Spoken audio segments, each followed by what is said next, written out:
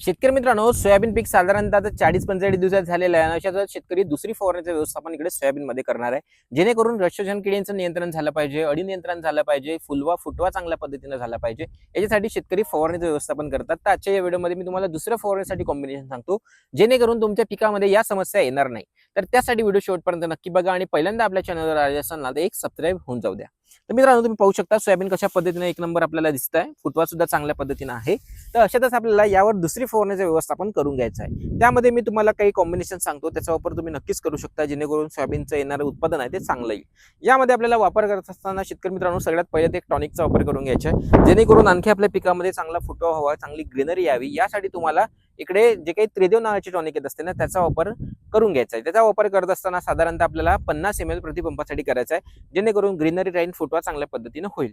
याचबरोबर तुम्हाला इकडे मिस्टर नॅनो किंवा जेट 100चा वापर करून घ्यायचा आहे. मिस्टर नॅनो आणि जेट 100 मध्ये आपल्याला जॅस्फोनिक ऍसिड टेक्निकल पाहायला मिळते, जे काही फ्लावरिंग आहे ते इंक्रीज करण्यासाठी मदत करत असते. याचा वापर करत असताना आपल्याला साधारणतः मिस्टर नॅनोचा वापर प्रति एकरी 1 ग्राम या पद्धतीने करायचा आहे आणि जेट 100चा वापर करत असताना जे काही आपले 5 ग्रामची पुढीत असते त्याचे 2 पंप करून आपल्या पिकामध्ये फवारणी करून घ्यायची आहे. या पद्धतीने तुम्हाला फ्लावरिंग इन्क्रीज होण्यात मदत होईल. या आता दुसरा टेक्निकल आपल्याला घ्यायचे ते म्हणजे रस शोषण करणाऱ्या किडींच्या नियंत्रणासाठी.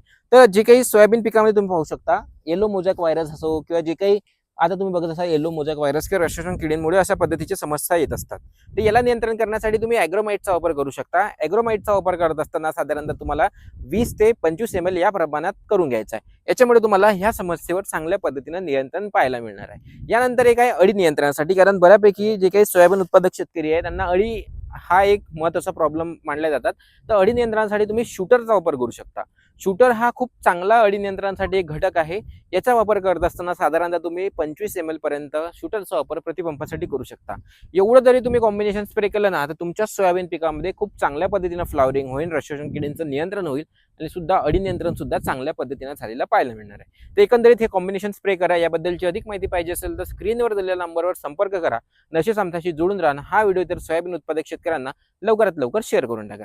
धन्यवाद.